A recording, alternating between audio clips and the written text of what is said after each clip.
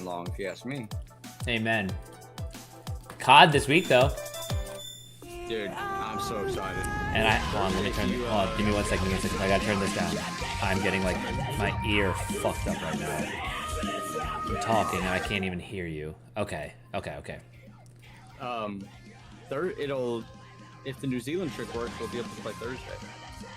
Ooh, nice. I don't know if it'll work, but maybe.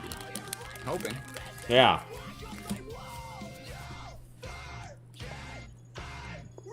That'd be nice. And it's cool because we already know all the levels, so it's like, all right, bet. Right. And they're bringing back so many like guns from Black Ops 2, like the PDW, the MSMC. You streaming? Yeah. I just got the notification.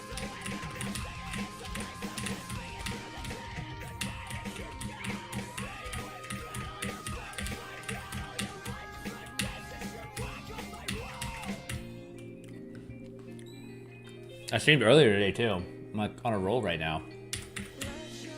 I wasn't even home. I didn't get home till I went out with Lisa. I didn't go out with her this morning to hunt. She went alone. And then she isn't even there for, God, an hour and a half. Calls me and I could hear it in her voice. I'm like, she either shot something or tried to shoot something. But Lisa's a good shot. She's a good shot with a bow. And she told me she shot the 8-point. Like, all right, well, it was a good shot. She doesn't know it. She's like all excited and kind of panicking. And I'm like, all right, well, hold on. We'll go see if we can find it. And my rule's always been you wait 2 hours before you track. Unless you see them crash, you wait 2 hours. Why? With a bow.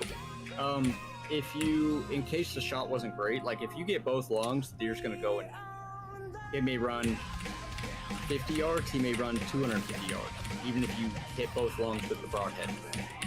I mean, and sometimes they even run a little longer than that. It's crazy how far they can go on adrenaline. Sure. But if you don't get both lungs, or say you hit them far back and you hit them like a little bit in the guts, maybe barely clip the lung, if you track them before that, a lot of times they'll run about 150 to 300 yards, and then they'll stop running and they'll lay down. If you go track them before, they can still run. run. Going to start coagulating. They'll get back up. You'll push them. They'll get back up and run, and then their blood's kind of coagulated, and you won't be able to find the blood trail. And they'll go and die somewhere, and you won't find them. So you always want to wait like 2 hours, unless you see them crash. You wait 2 hours. That's I'd be so fucked if I didn't have grocery stores. Well, the funny thing was, I saw the blood on the arrow, and I could see some of the bubbles in it, so I knew she got the lung. But it was also dark, and I told her, I'm like, I think you got heart. I think you got the heart too. And I'm thinking to myself, like, this deer couldn't have went far.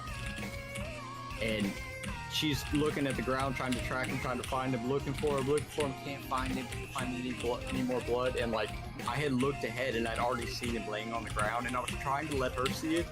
I'd seen the white in this little thicket. And I was trying to wait so she could see it, and then I couldn't wait anymore. And I was like, hey, Lisa, look. And then she saw it. That's she just cute. found another spot of blood, too. But it was so cool. Like, Yeah. He didn't go 70 yards. Really? Yeah, I'll send you a picture. Wait, you're not grossed out by blood, No. are you? Like, I'm not grossed out by like anything. I didn't think so. I'll send you a picture in a second of the heart. Like, you can see where the like 3 cuts from the broadhead went through the heart. Oh wow. It was a perfect shot. So you dressed it and everything today? Yeah. We field dressed it right out there. Damn. She's gonna have it mounted. Actually, the guy who, I tell you, I work on his truck all the time. I always try to help him out. So funny thing, that guy, his uncle does taxidermy, and Lisa was kind of like considering getting a taxidermy, and she'd ask Caleb. She didn't know his uncle did it. She's like, "Do you know anyone who does taxidermy?" And he's like, "Yeah, my uncle." And his uncle, he was actually with his uncle. They're in Missouri hunting right now, and she's just like, "Okay, well, I'm considering getting him mounted.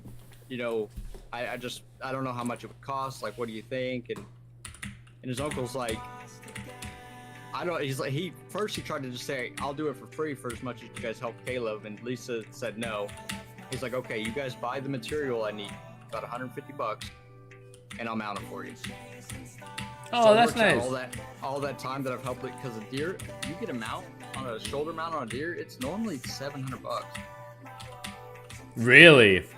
Yeah, normally that's starting around 700. Some places you pay $1,000. It's so crazy how something I think is like tacky as fuck. No, I mean you have your life, I have mine, so I don't feel any certain way. But like, I know, but like you're not gonna take it a certain way. But like something I think is kind of like tacky as fuck. It's like actually expensive and like sick. Mm-hmm. And I love it. Like I grew up with them on the wall, so I think it's cool as hell. It's just different places where you grew up. Mm-hmm. Same way everything is. Yeah, but that's sick though. So she likes hunting, even like even here, not there. Yeah, I was happy. She's went out a few times without me this year. I mean, she done, and this is her first archery deer she's ever killed. Oh, that's sick! First deer ever with archery, so. And she hadn't hunted in probably 10 years. She just got back into it. That's awesome. Bows, and then she kind of like got interested in it, and then she really got into it this year, and so. But I'm happy for her. It was just funny because I'd like looked the side, I'd like stepped around where she was looking, so I didn't want to walk where she was already looking for the blood, and I just kind of like stepped out to see if I could see anything. And then I thought I'd seen white when I was behind her, but I couldn't really see into the thicket. I was like, "Is that a belly?" And as I like stepped out around where I get a better angle, I saw him, and I was just like, "I ain't gonna say a word. I'm gonna try to wait, let her find it." But it's like also like you also know where to look almost. Right, and I was telling her this. Like as a deer, like you're like, from everything I've known about deer, like they're going to prefer like this density of brush, this height. Deer. Yeah, that's what I'm saying. It's a deer. It's nothing. It's not every special. Deer I've shot, they run on a trail when they're hit. They follow a trail, and then when they go down, they crash right off the trail. Like normally 5-10 yards off the trail. It's like they'll follow a trail, and then immediately divert left or right, and then that's where I found them. Like 90% of the time, that's how I find the deer. But I used to help people track a lot of deer that they couldn't find, and I was pretty good at finding them. And a lot of times it was they would lose blood or they would push the deer because they tracked it too early instead of waiting, and they would lose blood and couldn't find him. And a lot of times all I would do, I would just start doing a grid walk. I would just walk far or left, looking around, looking ahead, looking for something I could see as the case laying on the ground, looking far right, and then I would just walk grids, like just walk square patterns, trying to find more blood if we didn't see the deer. But so many times when everyone like loses blood, find the deer right after that. Is there anybody that specifically specializes in tracking and not in hunting? For example, listen, like probably dogs, yeah. Even like what you're, dude, that actually be a sick. Because I will get bored out of my fucking mind if I sit there and try and sit out. Like I don't want to be outside. I get cold. I'm like, right. I'm just not an outside person. I know that. But like once I get going, I'm fine. So I need to move. Like I personally need to move more than like I could sit there. So it's like, but the tracking part sounds sick. Like, oh yeah, let's walk around the woods, look for blood, and then fucking see if we can find a deer. Like that sounds fun as hell. But the hunting itself sounds terrible. Yeah, no, I'm sure there are people that only track. I mean, it's not like you have to hunt to know how to track. It's just following blood and like knowing what brush you just know what disturbed brush looks like. Look for little things that are broken that don't make sense. You know, if they're on a trail and then you see a broken stick off left or right, normally deer follow trails. If there's broken stuff left or right off the trail, animals don't normally leave a trail for no reason.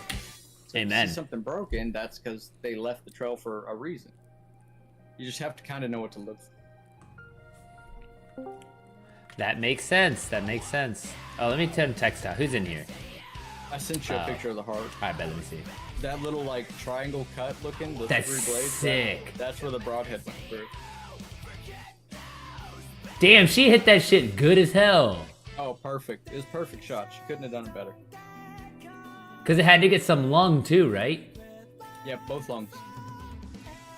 So it hit both lungs and the heart. Yep. the lungs kind of, where the heart is, like the very bottom of the heart kind of hangs just below the bottom of the lungs. The lungs, like, they start and then they get wider as they go back and they kind of go up a little bit. And so the heart at the very bottom of them hangs just a touch lower than them. But to hit where she did, I mean, she hit both lungs and right through the top of the heart. Like, I mean, that deer, the reason we didn't find much blood is because there was so much blood inside the cavity. Like, dude, as soon as, because you have to cut through the sternum, right? Yeah. So you like that shit probably. Oh, what kind of knife do you use to cut through a deer's sternum? So the sternum is actually really easy to cut. Oh, really? I just used my gut knife. Yeah, I didn't cut it too far because she was considering, like I said, wondering if she wanted to do a shoulder mount, and you can't cut up too far through the sternum if you're gonna shoulder mount them, or then they have to do a lot of repairing. Oh. You don't want to cut too high, so I didn't cut it super high, but like it's mainly cartilage. Like if you have a sharp knife and then you just rake up and down the sternum a few times like this, because once you're in the like underneath the chest cavity, you can get your knife under the sternum and then just kind of pull up towards the head and the neck, and it just slices. I got like 4 or 5 inches in 3 or 4. Here, give me 1 second. My mom just asked me to FaceTime her. Give me 1 second. What? You're good. What happened? His mom asked him to FaceTime. Oh, okay. I was telling him Lisa shot a deer today. She got her first archery buck. Hey! Bo? She was happy. Yeah. That's amazing. Bo is elite. Bo is real to me. Yeah. That's What's up? That was my favorite. Bo, you're that Scheming guy. though. Yeah, no, Bo No problem. I think brown. Absolutely my favorite, by far. I want to Brown with tan cardigan, I think, is my option. I might just get a bow. Y'all have a lot of wild pigs down there. No, not where I live. It's up north. Northwest. No. So you got to go all the way to like the border. Click on your face, and then there's gonna be a like little in the Alabama corner. to see them. Like that's where they invaded. They're not Central Florida. The left, I'd say. Yeah, they're no Northwest Florida. You gotta remember, they're gators here. Ain't that? Yeah. That looks best. That's Yes. true. Yeah, Yes, that's true. Central Florida, we got real predators. If there was a gator problem, Yes, we are the brown cardigan too. Yeah, the issue would then it would create a gator problem, right? the Like, gators like, be eating real good. even really the fattest, largest gators of all time. But like Northwest doesn't have the swamp, right? So there's nothing to kill them. It won't be. That's fine. That makes sense. But like the thing is, so you can go and hunt gators, but you can only hunt a certain amount. That's fine. Because you gotta get like gator tags, right? And then what's the other one that you gotta get? And then they have like small deer, but it's like it's not real. So it's like it's hard to bow hunt down here. But they have them in Maryland. So what I might do is just I might just get like a stand and get like a full like deer target and just sit there and practice. No, it's just basketball. Yeah, I mean that you could like, and if you get into archery, I can tell you archery is a lot of fun. It is. It is a lot of fun. Like it was like one of my favorite activities when I was a kid, and I just it just didn't continue. So I'm just like, man, it'd be kind of fun to just like have that. When I started bow hunting, I didn't even care about rifle hunting anymore. Like first time I got a deer with a bow, I was like 15. I couldn't drive yet. I was 14 or 15. First time I got one with a bow, and like I didn't even care about rifle. It's like, this is what I want. This is so much more fun. Like I think for me, now that I have all this land, I might as well just like set up things that would just give me that type of skill. Hell yeah. And I feel like getting good with the bow is an elite thing. Absolutely. Even like people are like, oh well, compound bows, they're easier. And yeah, they're easier than a recurve and a longbow, but there's still a lot that goes into it. Like your anchor point, where you are putting the string like on the side of your face while looking through the peat sight. Like if you move that a quarter inch, an eighth of an inch, that affects your aim drastically where your arrow impacts. Like there's a lot more into it than people think. And that's the thing, like it's very people don't understand. Archery is a little bit more technical just a little bit more technical than rifle shooting because, like, even how you set up your fletchlings will like change the trajectory of your arrow. It will change so much. Oh yeah, well I mean, and the other thing is like a rifle. If you sight a rifle in for you, it'll shoot good for me. If I sight my bow in for me, it won't shoot right for you. No, it won't. Everyone's pull is different. Right. Everyone's anchor's different. Everything is different. And it's like, even if we're the same draw length, still won't shoot right for you unless we anchor the exact same way. Everything matters. Like your hand position matters. Your, like, everything matters so much. It's a lot of fun though. In archery? Yeah. I know. Yeah. I'm gonna take that up. It's a lot of fun, man. It's a lot of fun. Shut your punk ass. Dude, not now. I'm not good at jujitsu yet. We're not good at anything yet. Shut up. Ain't that the truth, bro? Beginner mind. Good call. Good call. Look at this thing. Marco get on my nerves so much, bro. I ain't even got time. Well, are we on stream or are we chilling? I'm streaming.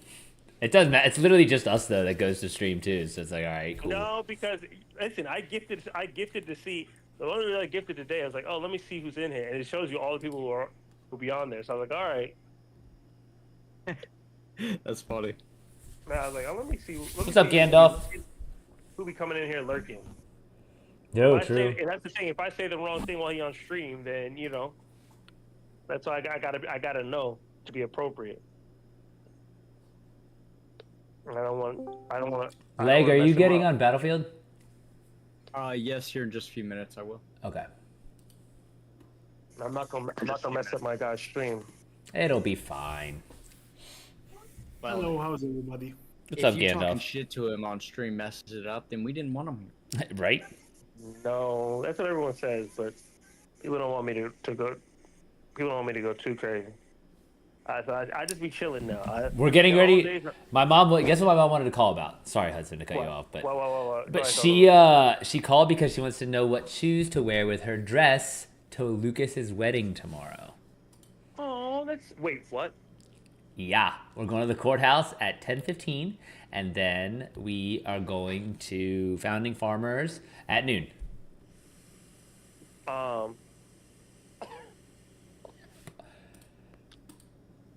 Oh, let me mute myself so I can talk to myself right quick. Hold on. That's actually a funny ass line. Hope you enjoy the weddings. I respect that, though. Right? I know, 100%. And I know that feeling thing. It's like, hold on, I gotta get something out. No one can hear this. Gotta think this one through. All right, y'all back. Congratulations, man. That's so dope that you and your family about to have a new. Isn't that gonna be sick? Like if now Nancy and Haisa, this young lady and Haisa are gonna be sisters. Like, yep. This is awesome. Nancy is super pumped. We got the girls are coming tomorrow. Alessia and Elena. That's gonna be so fun. Hope you enjoy. No, it'll be good. Awesome, it'll be good. I'm so happy for Lucas. I'm so happy that everybody's just getting what they want, bro. Praise the Lord. That's good. Me and Michelle are just watching Slam Dunk the anime. She can't understand Japanese or read, but she's enjoying the show about basketball, so it's funny. Dude, I mean, it looks cool as shit. No, I love Slam Dunk. It's like one of my favorite. So that's why I was like, she'll enjoy this. Right? I mean, it's like, and it's not violent. That's the biggest thing. It's like, it's not like. That's crucial. Because like a lot of the animes that I watch are like a little too much. Like sometimes I catch a little bit of like Demon Slayer or like Naruto or One Piece, and I'm just like, oh crap it. And she loves sneaking watching Naruto like when I'm not paying attention. Oh really? She likes that show? Yeah, babe. Michelle, do you like Naruto? Yeah. There you go. See? Yes. She has how many? I think you have 2 Naruto. Do you have 3? No, you have 3 Naruto stuffies. Doesn't Benjamin really like it too? Look, we're walking. Yeah, we're watching it. But I think There's a camera at the end. Look there. Who's that? Even if Naruto has a little violence in it, Is that good. Naruto? It's got good morals. Like the show's built around good morals. It's like Avatar Oh, almost. Avatar is my Yeah. favorite. But Avatar also has too much violence. Otherwise, I would show them Avatar. Really? Why? I just feel like Avatar has like the concept of destruction, the concept of destroying a nation, the concept of genocide, like these things that I don't know, like would be hard to explain to her, right? Like that. See, but why don't you just like put your hand on her head and be like, you know how he destroyed him? That's what could happen if it wasn't for me. I'm holding the camera. Yeah, but I just feel like with like if you could find something that's more like slice of life or like stand up where it's just basketball. That's true. That's true. Big slice like of life. It's just like it's way easier, right? Than to conceptualize than like why is he the only airbender? Like what happened to the like the air nation? Like why is the fire nation and like what is a dad doing to his kid, right? Like fighting him and then like kicking him out. Like it's a whole thing, you know? Right. I don't know. I just feel like this conversation. I guess I'm just not used to how many questions kids ask, right? Like I was like, she's at a point where she asks a lot of questions now. So like now every time I watch something, I have to be careful. Like the other day, the funniest thing happened. Like we got into a scuffle because I wanted to look at a injury she had. You know what she said to me? what? Not today, old man. Oh! Oh! Yeah. Tell him. So Get him. I don't know what she saw, but she saw something with that phrase. See, but okay, so I'm like not a fan of treating kids as kids. I want to treat them like as again, as appropriately emotionally mature, but like I don't want to talk down to them. And so at what point is it just like, look, these things exist? Like how do you decide that? Cuz that seems like where I'd struggle. I'd be like, "Yo, this is just life. Like I don't know what to tell you." You could make the argument like we're not growing up on the plains, but then again, if we did, guess what? You'd have to learn these things like right away. So, I don't know. And listen, I understand that. Like, if we were living in a more survivalist time, I would probably push. Exactly. That's what I'm saying. It's like we don't. It's like it's not by necessity anymore, though. Because I have the luxury, right? I have the luxury and privilege Right. to delay and preserve a level of innocence for as long as possible. I will introduce things, I think, basically on maturity level. Like, she still has tantrums about can she get something. So for me, asking her to conceptualize very nuanced topics or scenarios or concepts is kind of unfair, right? Right. Versus, like, if I show you something, like you saying, like, not today, old man, or a phrase like that I think are innocuous, I'm more willing, now that she's 4 and she's more understanding, I'm more willing to let her see that stuff. But like certain things like violence, I just don't want her to see it. And it might be just selfish for me. But like dude, I literally haven't had this problem, haven't had anything close to this problem. I'm just like literally just curious. No, I know. That's why I'm just trying to like figure out the best way to explain it. Right. I just, like I said, I would prefer to like preserve her innocence for as long as possible, and I think it's more for me because I like outside of like, okay, cool, I gotta limit your screen time anyway for your own cognitive development. I would just like you can make that argument based on like literal objective data.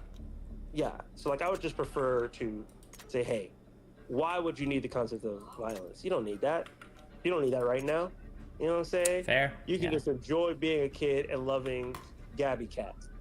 Or like this basketball anime where you understand a word that's happening, but these guys are just playing basketball and laughing and hanging out with each other. You know? What else do you need? Dude, just vibes. Like, right, like she doesn't know what happened on the screen, but she just laughs at certain things because it's funny, and there's like funny art in it because like they'll go to like different characters when he's like fantasizing about basketball. It's just stuff like that where I'm like, no, it's just cutesy. But I just enjoy stuff like that. I mean, but then you could make the argument that evolutionarily wise, right? Like you probably wouldn't. You'd have enough like local dialects and local like jargon that any higher order concepts wouldn't even necessarily be overheard because it's like almost like an entirely different language. So you could like be like, yeah, sure, walk around because like we're literally talking in blank, whereas like at the house we speak blank, you know? That's Like, I'm just thinking about, because I'm thinking about Floor, who knows 6 languages now. But it's like, bro, like, if her parents or anyone, her parents ever wanted to talk about anything where she didn't, it's like, oh, just use one of the, and they speak more than her, each of them. So it's like, oh, just speak the other language that you know that she doesn't. And so, I don't know, I feel like you could make that, like, it depends on, it's like a linguistics stance. But, interesting. Marcos, I have bad news. What's My up? Battlefield's not installed. No. You already uninstalled it before COD, bro. You're I didn't uninstall it. that's crazy. You're so excited for Call of Duty. You're like, you know what? Fuck this. Shut your ass. I think when it tried to update, it may have been when we lost power the other day, and maybe it just uninstalled from Steam. Because I know there was an update yesterday or the day before, and we lost power. Yeah, I had to update it. Well, fuck, man. I'm about to tell Pat, because Pat's getting on too, but I'm about to just tell him let's go play Rivals. Yeah, go ahead. I'll just sit in here. Because I don't... If it's not even installed, right? Like, if it was like, I'm down to dick around, but like, bro, it's not even installed. Like, No, it's going to take like 30 minutes at least to even install it. And that's if Steam doesn't fuck me. yeah, that's I don't true. know how fast it I installs. can't believe Facebook fooled people into buying glasses to give them data. Like, this is the Dude, they're greatest so thing stupid. ever. You did one collab with a eyeglass company, and people are like, "Oh yeah, let me get the Meta glasses." People are buying these things in droves. Like, you know, you're giving away your privacy data. Well, no, the thing that gets me is the everyone like, and I do it too, and I hate it, but it's just too good not to. I didn't do voice dictation for Apple, because I didn't want them to have my voice, and I didn't want them to have my speech patterns, and I didn't want I just didn't want that. Like, there's no reason for you guys to be able to imitate my voice. We can if you make it a little harder. And again, I'm on Twitch and everything. For whatever reason, it's just hard coded into your cell phone. Feels like a little bit more, right?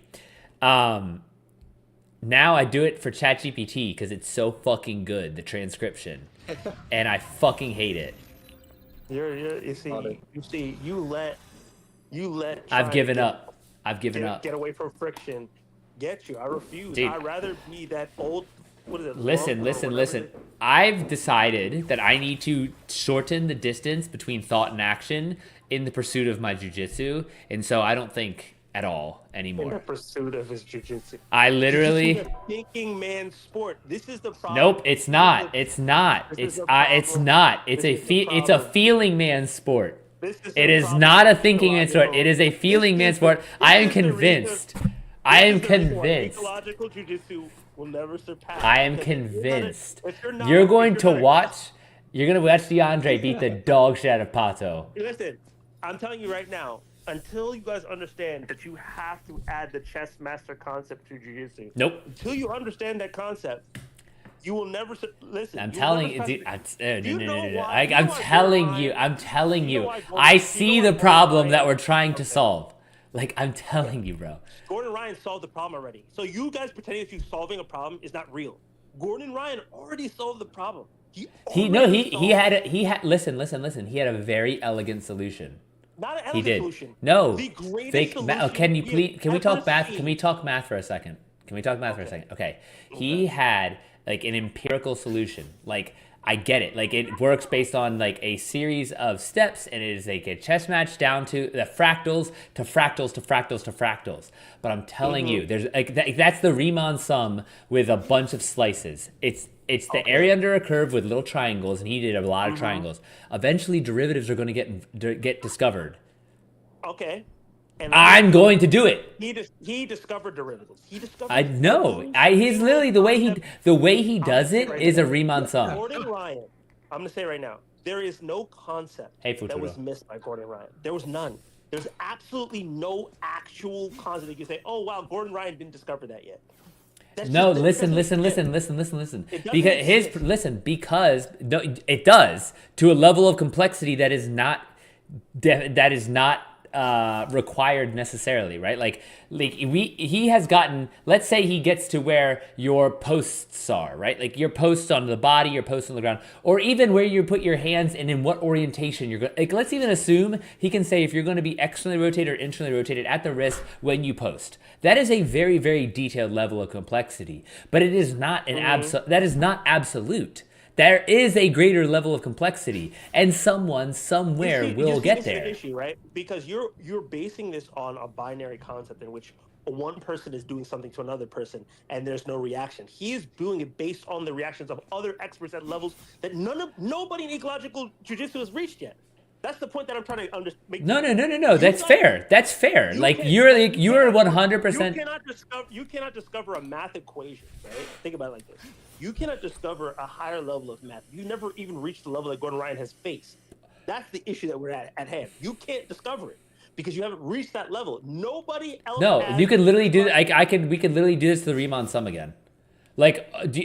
So if you take it, even if you do out to some absurd 1,000th, 10,000th, some absurd level of detail on the Riemann sum, it will approach the derivative, but there is at the end of the day a derivative, and it is not required to go through an empirical summing of infinitely small slices. Again, for that to work, that is a binary. For that to work, it has to work against a person, right, who's doing nothing. Yes, the Riemann sum, if you were using that example, that would be you saying, okay, cool, doing this thing against a dummy or a simulation makes sense. We're talking about a live reaction. You're doing it against a person who also can react to your exactly behavior. So how is that okay, how does that not help my case and yours?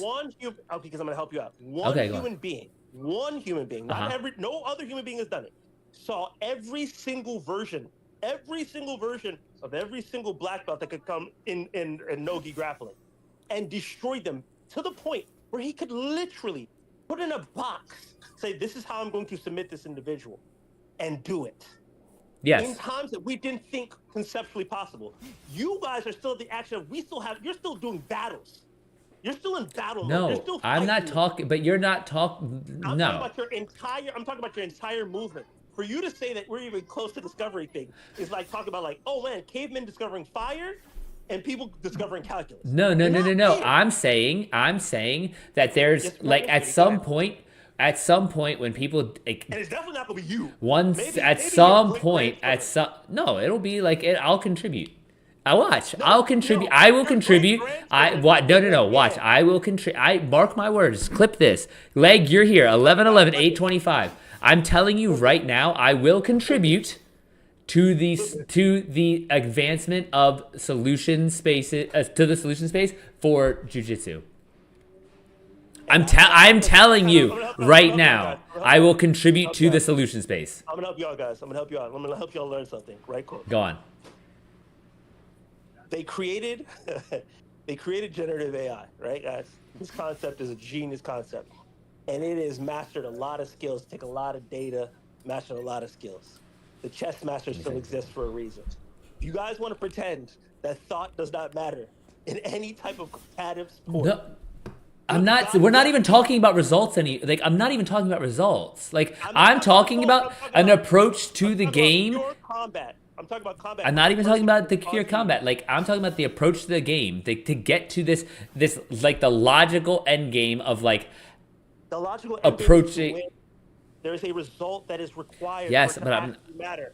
That is the problem, and this is what I said. We've had this conversation about other people. This is why I don't listen to certain individuals in your space. Sure. Because you talk a lot of cash, and you're not winning. You're not defeating anybody. You're a training room bully. Congratulations. It means absolutely nothing. Right, but then this is literally But the challenge is you're not even completely bought into the old method. You're not even I know you're not. I know you're not 100% poha. I know you're not. Okay, and listen to the level of resistance. Exactly, but listen to the level of resistance you have to somebody just discussing potential solutions to how to grapple. All we're doing is defining the problem, and that's what the pushback is. This is what you're missing. Gordon Ryan literally, because the only reason he doesn't use the word definition of ecological or games or anything is because he doesn't like your mans. Yes, he does the exact same thing at Kingsway right now. I've watched the clips of them training. They're literally using the same concepts. They're literally using your same information. He's probably stealing shit from y'all. He probably got one of his students with your subscription and buying y'all training videos. They started doing this because of Greg. I never, and what have I always said? So if like, okay, so how are you like have so much Because resistance he's to already it when the taken best it. man? So okay, Because let's he take it. took Like, it. let's say No, he because took he it. took it. Okay, He then took why it, would he need to have a and- different approach? And he got the results. You see, there's a difference. If I listen, if I sit down, right? If I sit down and I go into the gym, let's use another sport. I go in the gym and I hoop, right? And I get really, really great at hooping against people in my gym, and I whoop their ass on a day-to-day basis. And then I go on YouTube, right? I start to film it, and I start whooping YouTubers' ass, right? That's cool. I will never sit there and say I'm better than Braun. I will never say that I'm. Who said that they're better than Gordon? No, bro, that's not what I. Okay, all right. No, I'm just saying though, like you're literally No, it's like fine, that. it's What? fine. How does? You Okay, keep then moving tie. the goalposts. Hey, Listen. Tie the analogy. Tie the analogy. This is not me moving the goalpost. I'm trying to understand the analogy. How? How? I told you earlier. How did I move the goalpost? How did I move the goalpost? I fundamentally do not argue. No, I'm saying this is not in good faith. You don't think this is in good faith. I'm trying to get to the answer. I agree with you. If you could, I'm just saying. Listen, Listen, then congratulations. I was trying to guess your analogy, but your analogy, like I guess I wasn't following. So that's what I'm asking. Please explain the analogy. I know you weren't following. That's why I just said what I said. Sure. I know. But so you're just so because I don't understand something, you're gonna You disengage. said about not understanding. You chose not to follow it. I said it in plain text. You're asking me now to repeat everything I just said. You realize that, right? You're saying you were comparing Gordon. Like I thought you were comparing goats, and I was like, okay, so if Gordon Ryan is a goat, then why wouldn't? Stop talking. You literally said in the beginning of this, right? Yes. We are going to find a new solution. I said there is no new solution. Not new. It's already been found. It's done. It's that's it. It's Now, done. What game are you playing? He's playing Rivals. That's See, and this is where it's like I fundamentally disagree that the solution has been and that's found. what I just said. Did I not just say that? Like that's So I said, okay, that's cool, a that's wild fundamentally statement. disagreement. Oh, all right. Like this man literally, like the best in the world, literally changed how he trains his people because of the style that Greg came up with, and it's just like, how can you say that his style? It's not a style. You guys don't believe in style, so how you keep saying it's. You see, this. I mean, it's just a word. Fine, use whatever word approach. You're right. Words aren't words. You're correct. No, you're correct. That's why I said the approach. You got it, bro. So you got it, bro. I'm just That's what I'm asking. saying. And this is why I don't have these arguments no more, doggy. Because I What arguments? You can just admit you're wrong instead of shutting down. I can admit my wrong. Instead of shutting down, bro. Like you literally disengage. I'm just saying you're shutting down and disengaging for no reason. I'm guessing that you're wrong, and so it's like that's why I was like you're disengaging. Hold on. How am I saying we're wrong? We have. I'm guessing. That's not saying someone is wrong. You just said that. You just projected onto me. I'm not projecting onto you. I'm just I'm trying to understand why you're disengaging. You're okay. Yes, correct. You're fine. You said I'm because for some reason because at some point I jumped ahead in your analogy that I was thinking you were saying that you misrepresented it and you misinterpreted it. Okay. So then that's what I was asking. So clarify. That's all I wanted to know. Listen, I literally just said all of these things, and now you're telling me like I didn't say these things to you. I've misunderstood something, and now you disengage. I'm not misunderstanding, Marcos. I said, I'm genuinely confused. How? You're mad at me now talking about I'm disengaging. I'm not mad at you. What? I'm genuinely trying to understand why you're disengaging. You're not, bro, because you literally just said, "Oh, you're disengaging because you're angry." That's not it, or you're wrong. That's not. Yeah, I'm guessing that you just can't admit that you're wrong. So you're like, you know what? No, I'm not gonna do this. It's like if you fundamentally believe that I'm wrong, how can I? Where am I supposed to go with that information? I'm guessing that you're wrong. No, you didn't say guessing. No, that's not what you You're said. right. Don't do that. I didn't say that. Don't do that. I didn't say that. No, It was a guess. Okay, then. So what? So how? Where are we supposed to go? If you believe I'm fundamentally wrong, or I believe you're fundamentally wrong, where do we go from there? In a conversation. We don't go anywhere, but you don't. That's where you getting to an end is like, hey, like, oh dang, so I guess we just disagree. That's not. No, you got it. Like that's. No. It's just an interesting way to end it. Cool. Listen, the difference between us was this. I said, cool, you believe that? Okay, we'll see. You made the clips. That's what I said. You said, oh, you're disengaging because you think you're wrong. What? No, you do this. Listen. You do this thing where you're like, hey, you know what? You got it. I'm done. Like, you got it. Yeah, I'm not doing this. I'm not wasting my energy on things on bad faith. And so it's like, but I'm Because it's bad this. faith. You proved it was bad faith by your statement. I just believe what I believe. I believe what I believe. No. It's not about belief. You said that I was wrong. That's bad. I faith. said, I'm guessing, my hypothesis is that you disengaged because you don't want to admit that you're wrong. That is my hypothesis. If you're afraid of it, it's okay to be upset. It's okay to admit you're wrong, and it's you're right. I'm gonna be wrong all my life. I'm not. Sure, 100%. That's not my problem. 100%. The issue is this: I literally had this conversation with you previously. I explained to you the logic behind it, and now you are not only misinterpreting, you're misrepresenting it purposefully because I said, "Cool, you got it." That's how you believe. We'll see. That's it. That's me disengaging politely. I'm not being rude to you. I'm not disrespecting. I'm saying, cool, you got it. We will see because we don't know the result. We have no idea what will happen in the next 10, 15, 20 years in jiu-jitsu.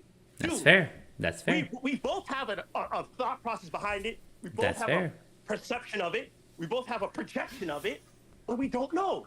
So if I say, hey, cool, I don't believe that, that's fine. By saying, you got it. You're right. That's it. At a certain point,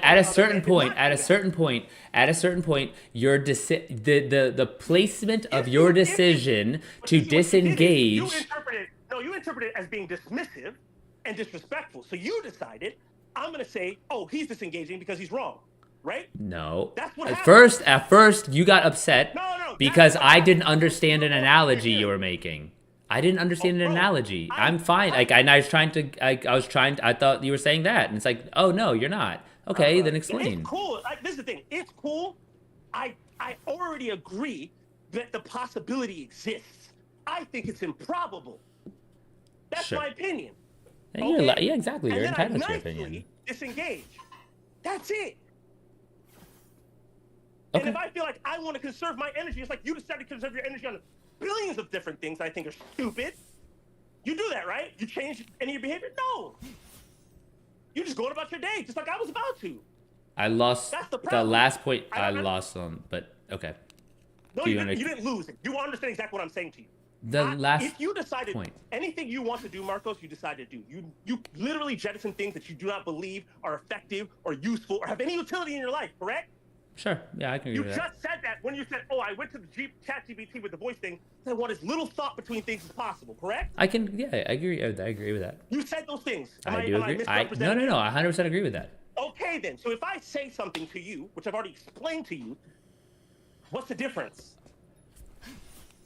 Say something to me that you've already explained to me. Okay, if I explain to you, I say. I guess it's just the. I guess it's. I get it. Like it's like it's. Arguments that I don't think are going to go anywhere fruitful, and my energy goes up. I don't want to do that, so I'll say, okay, cool. We'll see. I'll let it go. I explained that to you. You said that makes sense, right? You already do that in practice. Right. Like I limit my energy. So why go to the space of saying, "Oh, you're just doing this because you think you're wrong"?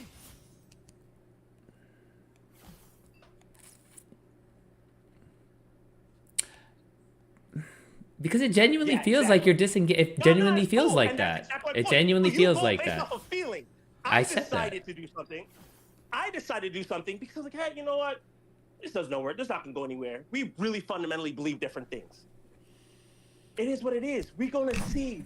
This is jiu-jitsu. We're gonna have fun with it. We're gonna keep seeing new things. I can believe whatever I want. I can say, oh my gosh, when people sit there and say Jordan's the GOAT, fine. That's a debate that will happen for the next, I don't know, 100 years. Sure. As long as basketball exists, and I'll be like, oh no, I think LeBron's the GOAT. People will debate that for the next 100 years. I can say these things. I can say, okay, cool, because I think he's a GOAT, and I think that he solved the problem that is jiu-jitsu. Fine. You think that you'll contribute to actually solving a new way of solving the problem of jiu-jitsu. Fine. I can't prove you wrong. It's not possible because we don't know what the end is. So nobody could be wrong in the situation. If I disengage, we're just moving to the next topic. Okay. I can see that. I can see it. I can see it. I can see it. Now you made me use all these motherfucking words for no reason. When it could have just been like, I got it. That's it. You see the difference? Sure. There's just things I just didn't understand, and that's all. It's a bad excuse, bro. I didn't understand. I straight up, like, I just didn't understand. When you go into feeling mode and you say, oh, you say things, and then you say, oh, I didn't understand. Nah, bro. Either you know how to talk. You're a very smart person. I can't. I know, and this is where, like, and I'm just like, and this is where I don't know, and I genuinely don't understand, because I genuinely don't understand where I went wrong in this, and so I'm like, fuck, I'm just gonna have to pay better attention, I guess. Like, I'm genuinely confused. Like, I don't understand. Let me help you out. This is what I'm saying. I just have no idea. You're one of my closer friends, Marcos. I tell you things. I share with you and my family, right? You're my friend. So I'm not going to dismiss you. Like you have to intrinsically trust. If I'm saying something, it's because in 2 weeks, we're going to watch one of the greatest jiu-jitsu matches possibly in history, right? We're going to see the actual traditional style that we talked about that I don't fully believe in, versus the actual true scientifically based ecological style, and see a real match of, because didn't he beat him already in another tournament? By points. And it was cool because Gavin faced Pato, and Gavin's really like escapey, right? And so Gavin. That was a match where Gavin really should have won, but they did some weird. And then it was a 0-0, and then D did a 0-0, but D sat down with him off the rip and just was like, "I'll play legs." Oh, that's right. He pulled guard, and they didn't penalize. And so that's why it was super cool, because like D like literally did his game and was like, "Look, I'll play what you want to play," and then didn't lose. And it was like they just Oh no, we watched that live, and they weren't giving points for certain things. I remember that. Yeah. Because I was at the Miami Fair, and I remember we were on call when we were talking about that. We were on the Discord. Dude, you know Albino and Preto, they released a shirt, and dude, of course it's fucking overpriced like shit, but I bought it because it's like a DeAndre, it's like the DeAndre Gavin, you know what I mean? DeAndre Pato shirt. I was like, I'm not gonna not get it. This is like my fucking, you know what I mean? My teammate and shit. Of course. But so it's like $62. I was like, God damn it. You paid $62 for a shirt. Bro, what am I gonna do? It's DeAndre. What am I gonna do? What am I gonna do? There's no way on earth. You couldn't get it for free? You ain't call up your boys. No, because that's part of it. So you just support, and it's like Bro, why don't you just call me? I'll get the sponsorship eventually.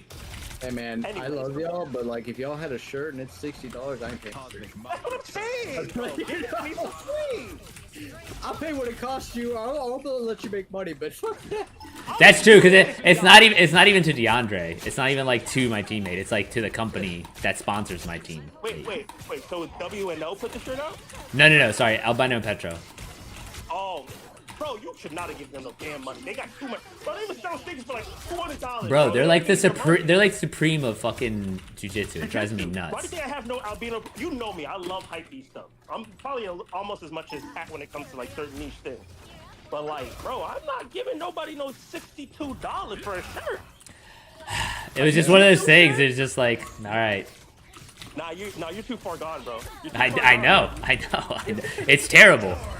When Marcos is spending money, guys, I want y'all to know. When Marcos is spending money, he's gone. Because you know Marcos not spending money on anything like unless it's like actual equipment. Dude, nothing. To this day, I still buy like the packs of Pain shirts that are like $10 for 3 shirts. I feel like you kind of have to.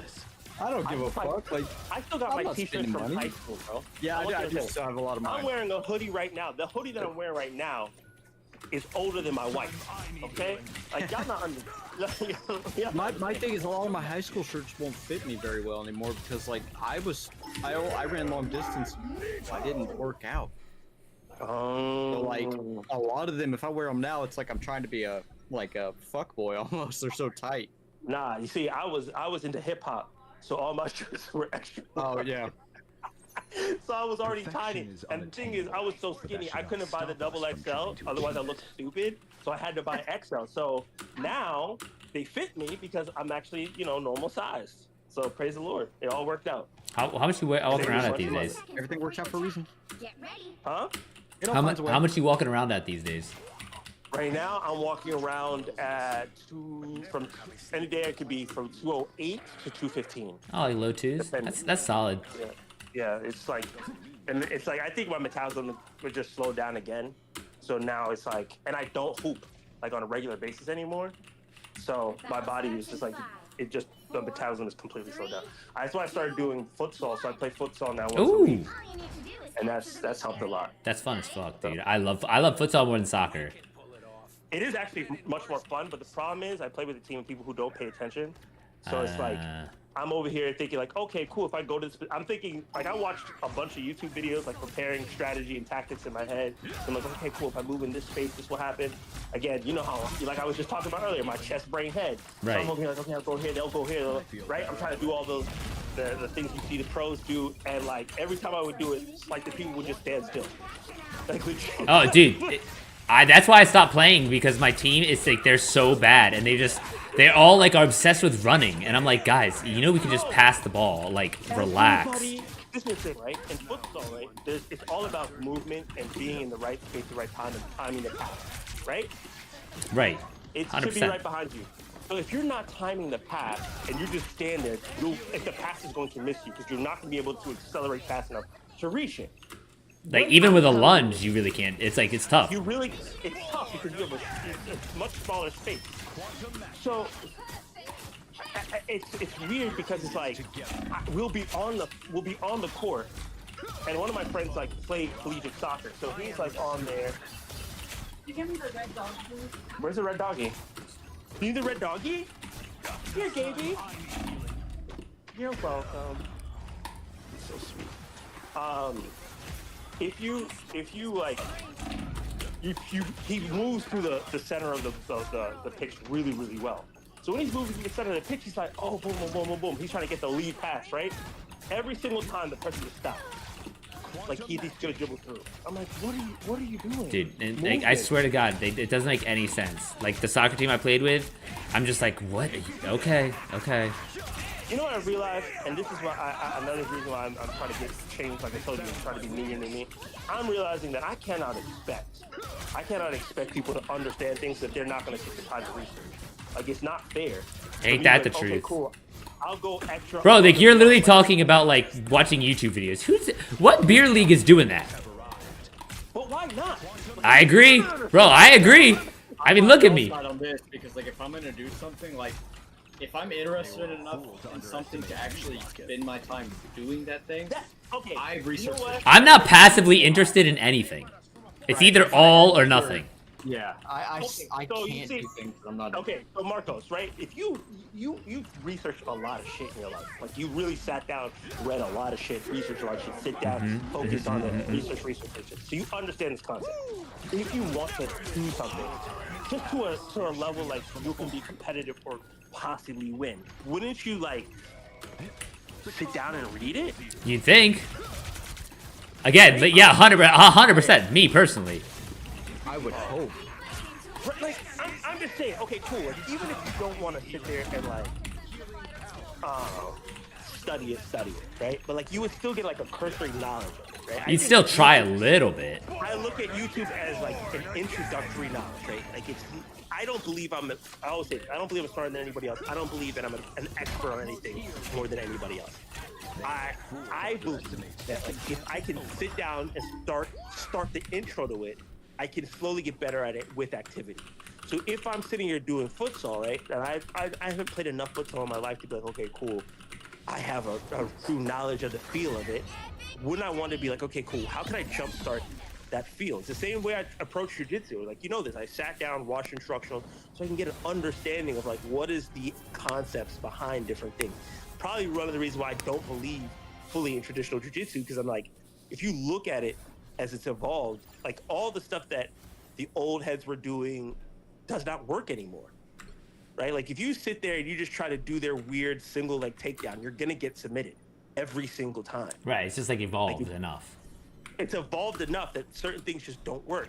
However, there are things that are so, like you would say, intrinsic to human behavior and human movement, that if you learn them fundamentally, right, however you get there, it will work every time. right? Like the shoulder crunch works I yet to see anyone, maybe it will evolve again, but I've yet to see anyone who's able to say, okay, this doesn't work on me. Right. You're right. Dude, DeAndre's preparing a shoulder crunch like big time. Like we're harping on shoulder crunch from open guard and shoulder crunch from closed. Listen, shoulder crunch from open guard may be the greatest contribution that Gordon Ryan has done to being on the bottom in jiu-jitsu. Dude, I saw a John Danaher clip about it. I was like, God damn. Bro, John, and this is the thing, right? My professor was at the same gym as John Danaher. And at the time, John Danaher was talking about these concepts. And these guys, of course, the jiu-jitsu Brazilians, were not taking it seriously. Like, they're like, yeah, it's a cool, like, party trick, but it's not something that, you know, fundamentally will work consistently in the gi. However, when you go to the no-gi and you don't have grips, right? You, outside of, like, a wrist grip or, you know, you gripping with your feet, you know, locking, it works. Oh, it works fantastically. And it works, and especially with like destabilization, it's amazing because you're holding that person in that position and able to move their hips and engage with their reaction to you, how they move forward, backwards, whatever. You get so many options, right? It's like a Swiss Army knife, right? Like you could, and like you said, from closed, from open, it doesn't matter. As soon as you do something, I can react to that something and sweep you. It is insane. Because I was just like watching a bunch of stuff about it recently, and you see that's the type of stuff that I think. And that's where I showed you that TikTok because Gordon, like, that's why I was like curious how he like thinks. Because I was asking you about the instructionals because it was because it was like he literally figured out ways. Even though the entire world, everyone, the fighter, everyone knows he's gonna do a shoulder crunch from guard. Like everybody knows, and yet he figured out ways to make people go there. And it's just like, damn, dude, he really fucking did his work. And this is why I believe, honestly, that's why I said I feel like he was eco without saying he's eco before a lot of people, right? Because if you actually sit down and look at his instructionals, yes, after the fact he's sitting down and explaining things, but I'm realizing a lot of his knowledge comes from competition. Like he goes over his competition film and then reverse engineers how he got there. Like there was an entire series before his recent, like all the instructionals became like really super produced of him like just going over his ADCC runs and different runs. And that was his instructionals because what he was doing is like, oh, well, when I got to this position, this is what I thought I could do, right? So I believe, honestly, in my opinion, that he sat down, reverse engineered and realized like, oh, if I do this, so that's not you actually learning that's not you drilling a move or learning something. You were in a situation competitively, you figured something out on the fly, and you said, oh, cool, this will work. That's the whole purpose. That's the whole concept of emergence. Like he keeps trying, dude, right? And like, he keeps trying random things, but for such a small sliver of the game. And that's the thing. Like to me, I'm just like, yo, that's It's impressive. It's an impressive It's brain. it's 100% impressive. To me, it's crazy that he can bifurcate his brain to say, okay, cool, I'll drill all this stuff, and then I'll emerge all this stuff, and then I'll combine the two. And now he has a system, which again, I also feel like it's thievery, right? Because like, okay, cool, you're not teaching the way that John Danaher taught you at all. Like it's a completely new system, and it's just like, why not just give credence to the guy who really came outside and said, hey, this is how you properly learn. Right, that's what I'm kind of like. It's like John Danaher is the one who kind of like, and that's his one, like, it's almost like John taught whatever, and that's his corner. It's really interesting. I feel you. I just feel like it's like, okay, cool. I always give flowers to those who really made it. For sure. That's how I feel about it. Like if you made it a thing, you need to be credited.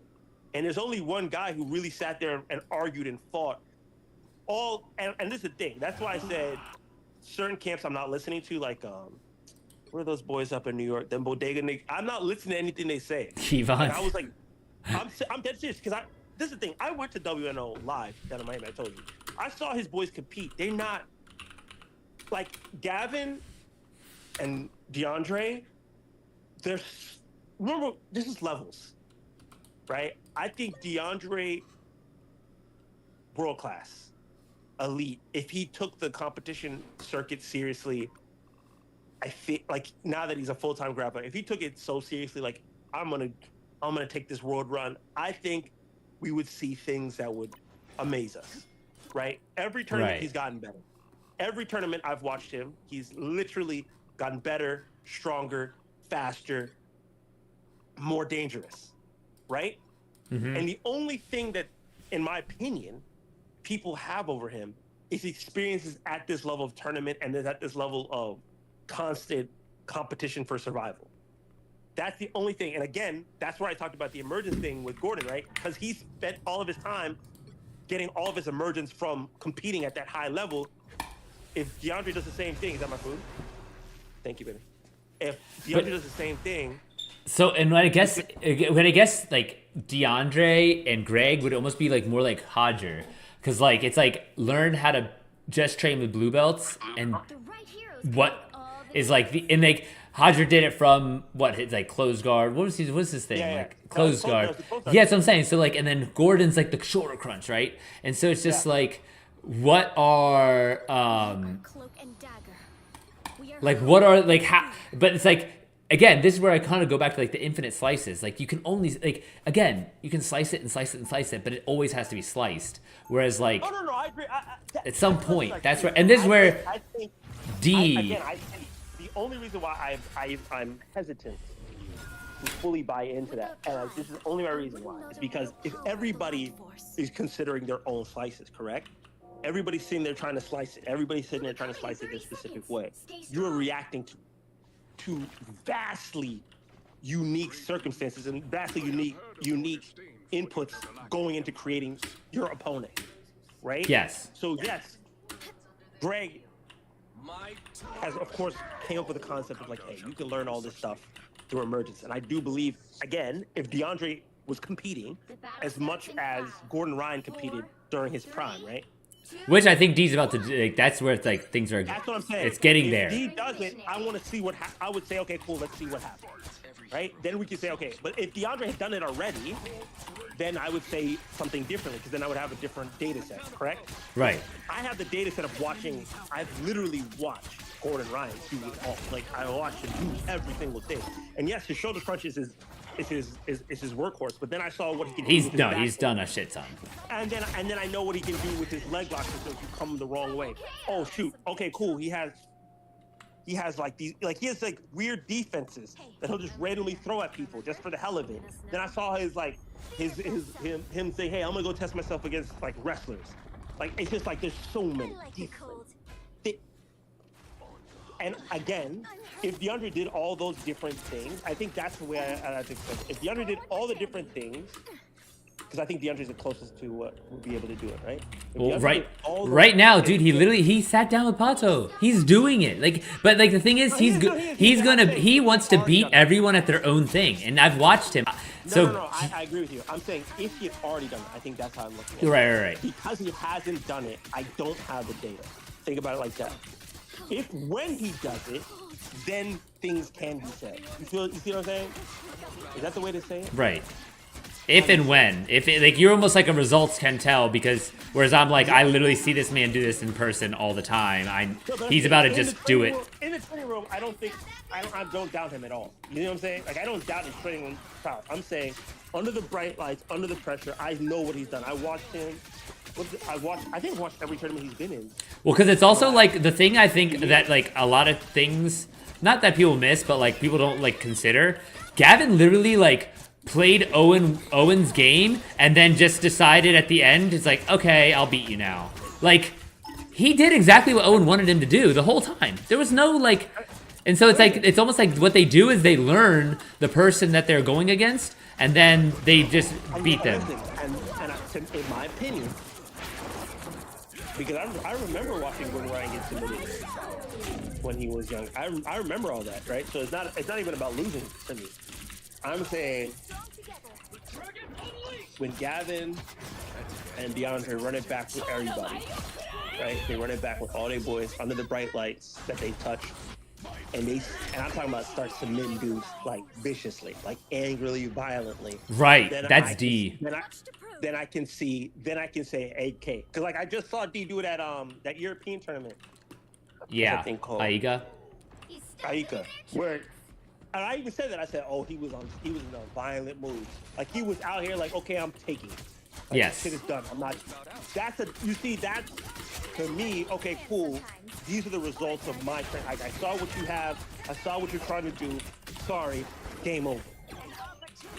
You feel what I'm saying? Mm-hmm. So if you can get to that same level without the chess master mindset, then we can say, okay, cool. Right. Being chess master But I think, but okay, it's like, I do want to say a bit of piece about Greg though, because it's like I think that the slices, like the Riemann sum, like the infinite slices, some people only want to do the big slices, and that's cool. And some people want to do the small slices, and that's cool. But I think that what Greg has done personally, and this is like probably the best way I can describe it, is Greg has given the opportunity for people who want to actually solve the derivative, how to like a method for doing this. I think I said this either last year or months ago. I said Greg has created a lab. Yes, that's what it feels like. The life experiment of jiu-jitsu. I said that. That's true. No, yeah, I agree. I don't remember much, but I do remember that. I believe that wholeheartedly, and again, you know me, I did my research. I sat down and I studied everything I could get my hands on publicly about your master, and I'm like, okay. Because, you know, I was hesitant in the beginning. But, you know, now that I see what the Black Temple trying to put out, I sat there and looked at the boys, looked at the results. That's why out of everybody when it comes to jiu-jitsu, I'm going to trust what he's trying to accomplish and what the product is going to be coming out of there because I see what comes. You see what I'm saying? Mm-hmm. Again, I don't like to base things on projections, right? Mostly because I'm a Lions fan. I see projecting every year don't mean nothing. True. You can think you're great. You get to the big show, and it's not always up to you to succeed, right? You just have to put your best foot forward and put yourself in the best scenario. I think, like even Gavin, right? Gavin didn't get the best scenario when it comes to CGI 2. Oh God, right? That was right? insane. Like, that's insane to put a person like that in that scenario, and he still gave a valiant effort. Almost got the leg. Well, it's come to find out, Gavin said he felt it pop, and that's why Taylor attacked that leg. Isn't that sick? Dude, do you know how good that? It's like, how good are they? That like, bro, I hit the, and Taylor's like, all right, say less, mate, and he just goes out there and fucking attacks. Dude, it's so cool. I want to be good so bad. It drives me nuts that I'm not. But also, how monstrous is that man? If you can pop his ankle, he's like, all right, cool. Oh. I'm gonna break your little small. Right? That's what I'm saying. It's just like that's why when people are like, oh, it's not about strength. Yes, it is. Oh, at a certain point, size. You can't. Size wins. Size wins. They're like, his homeboy got his ankle snapped and just obliterated his homeboy. It's like again, I don't look at that as a real match. Like I don't look at that as something against Gavin because like it wasn't real. No, not at all, and that's why they gave him Owen. And I think Owen was a real sign, in my opinion, of like what he is able to do in the jiu-jitsu space, right? So now it's just like, okay, cool. Who do I go up against next? What's the next name, right? Honestly, he needs to sign up for UFC Invitational, get himself a run at one of them champions and take a belt, and then get a super fight with Mikey, because that's the guy. That's honestly, in my opinion, that's Gavin. If Gavin cuts, I think that's Gavin's white whale. I mean, that would be crazy. Let me see. How much is Mikey? How much is Mikey fight at? Because Mikey's a weight bully too. Because he be like, I fight at 134. Bro, shut up. You walk around at 160, 170. I've seen you. So it's like it's weird. But like he fights Nogi 136. How much does Gavin weigh? Dude, he walks around low 150s. Low 150s isn't hard for him. Let's put it that way. Yeah. Well, let me look at the UFC Invitational weight classes. Cause I want to see. Let's see what it is. Where is it?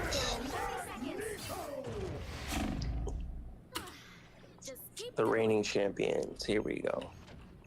Leg, are you still here? He's still here. Yeah, I know. Yeah, I'm here. I'm just. Can you look at my? Can you delete that comment, real quick? Yes. Thank What you. comment? I'm not on the stream. What comment? Someone had. It's like some bullshit spam. Oh. Oh, sorry. I mean, Daisy made me eat my food. Thank you. You're welcome. What is bantamweight in BJJ? What's bantamweight in BJJ?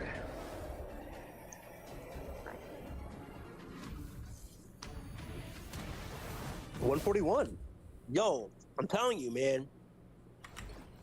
That's actually not a bad idea. Get the full blown. See, you don't understand. I'll be over here thinking about this stuff, bro. I'd be sitting here by myself, just sitting there thinking about who goes in. That'd be nice. Here. I'm telling you, if Gavin, but you see, Greg and them not gonna listen to me. Like they're not gonna listen to me because I'm trying to set up fights. Also, they would. This is how they are. Albino Preto is like their day one sponsor, like early, bro. Like they've been dripped out forever, and they get close. Yeah. And Albino Preto is buying their mats for their like for the new gym. Like it's like a $15,000 to $20,000 purchase. Albino Preto is doing it, yeah, for their gym to be AP'd out. It's gonna be an AP gym, and so there's no way that. They're ever going to do anything UFC because they'll have to like not be sponsored or not like you know what I mean, like it's sick, but it's just like AP has done so much, like dude, so much for them. I think one of the things that sucks about UFC as a company is the anti-sponsorship angle they took, which basically impoverished the majority of their competitors. It's really weird that they do that for sure, but I think with UFC BJJ, I think they know that they kind of need more juice for the squeeze. So in my opinion, I think at some point they're going to have to go search for names or go do co-promotions when it comes to that stuff. And I think maybe that will be the route. Because again, in my opinion, for Gavin, for him to be The right heroes could make all the pinnacle, let's say if he wanted to reach the pinnacle of his class, his sport, if that was his goal as a competitor, Mikey is the white man. That's who you go. That's who you have to be, right?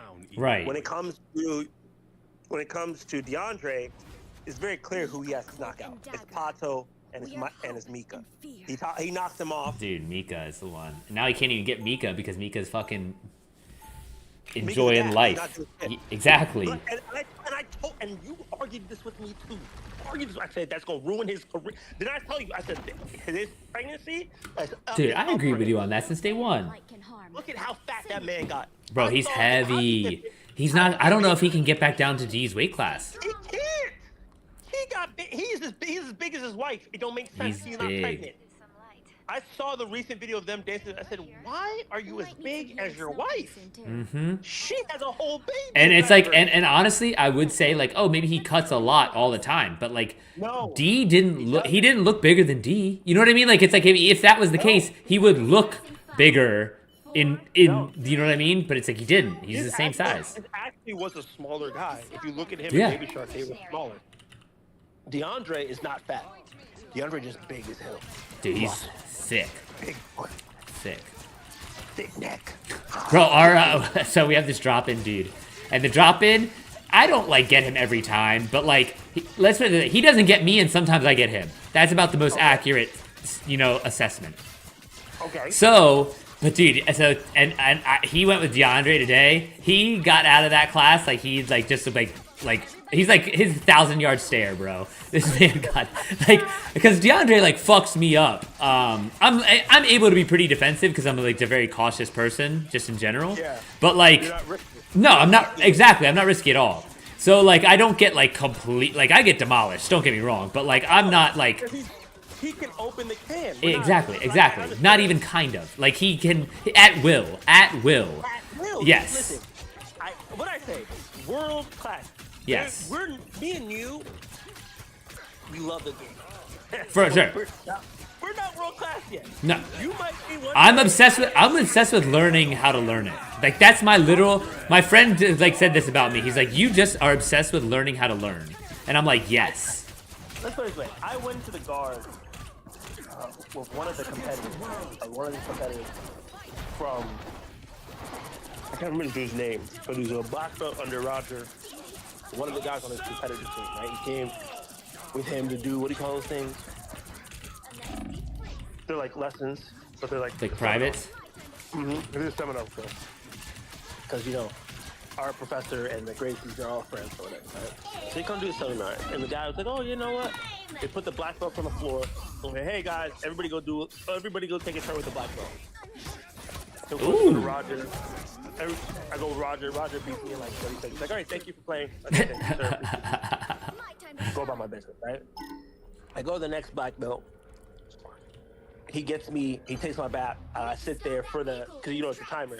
I sit there for the whole time we're fighting, and I realize he's just, you know, testing my defense, testing to see if I was listening to techniques. He's like, good job, you know, that was very good being defensive. I was like, yeah, but you didn't submit. He's like, oh yeah, I wasn't trying. I just wanted to see if you would really sit there and work on what we just taught you. So good job. I said, I appreciate you. Dude, I like that. I like that. Right? I appreciate it. I was like, okay, thank you. So I didn't do great, but I wasn't so bad that you would have just destroyed me. Right. No, that's how I prefer. And then I went to the competitive guy. Homeboy grabbed me. I don't know how he did it. My feet is in the air. And I'm looking at this guy. I'm looking at the roof, and I can see the HVAC on the roof. And I can remember being frozen in time. Feet in the air, looking at the HVAC. And then my body slams in the mat. Oh, you saw the HVAC. That's sick. I saw, you understand what I'm saying? Like, it wasn't like, oh, my feet in the air, like I was still looking at him, paying attention. No, complete body manipulation. Flip me, hurt me. I'm looking, boom, and I think I couldn't even break fall. That's how hard I slammed. Didn't get to break fall. Boom, homeboy hopped into mount. Mother immediately. Like, not even like go for a submission. Like, literally my face is in his chest. I had to turn my head. Then he neck cranked from the smother. I didn't even know you could do that. That's crazy. I didn't know you could neck crank a person to try to put my chin behind my shoulder with just your chest. That's impressive. I am ready to put Bro, on a show. and I was just like, what? I was like, this is and then I was like, oh, this is a world champion. This is a guy who competes the world stage. And then recently I went to Atos, right? I went to Atos down here in Winter Garden, and one of their world champions is the teacher there. So, two-time world champion. When I tell you this boy played with me. Do you remember who it was? Oh, what's his name? Hold on. He actually rolls with what's that guy's name? Mighty Mouse. Like him and Oh, okay. like they're real close. But like I realized that there's a world class, and I said it's so far to get there. I'm a dad. I'm a dad, you know. There's just not enough time. Lucas Pinheiro. I don't know if I heard of him. Nah, he's tough. I mean, Atos is fucking good as fuck, dude. No, he's an IBJJF type guy. You know what I'm saying? Like, he's real geek. He's a real geek boy. Like, he was doing geek tricks. You know what I'm saying? He's throwing his lapel up and under my leg, up and under. Oh, my wow. Like, he was doing. Nah, bro. There's some gi. This is the thing. Like, the gi. Remember how we talked about like no gi is a different game than gi. Mm-hmm. I'm talking about there's a different way of. Oh, he has an IBJJF Grand Slam. Oh, he's tough. He's won everything at his weight class. At Rooster. At the gi boy. Dude, I want to go to gi after no gi. I can't. No, he did the Grand Slam, which means he did both gi and no gi. So he's won everything at Rooster. He won Pan's no gi, Pan Americans gi, Brazilians no gi, Europeans no gi, Europeans gi, Brazilians gi, World's no gi, World's gi. So yeah, he did the Grand Slam. But he's Rooster. Guys. See you, bro. I'm gonna go finish cleaning this deer. All right, leg. I'll see you, buddy. Leg in his teeth. Congratulations to your wifey, bro. I'll tell her. Later, dude. Yeah, so with Rooster, he's so light, bro, and that's what kills me. When you use strength, then he starts doing his little speedy, little tricky things. I was like, oh my god, bro. That's why I say world class is not for me. But Gavin, DeAndre, I feel like world class level. So they just gotta do it with the brain. I'm telling you, bright lights. They gotta get into like competitive. Yes. They got into what happened? I'm eating it. Marcos, am I not eating my food? Yeah, I thought, is that Daisy or Michelle? Daisy, he specifically said I had to eat my food. Thank you. I'm not eating. You guys want to argue about things. You can't even eat your dinner.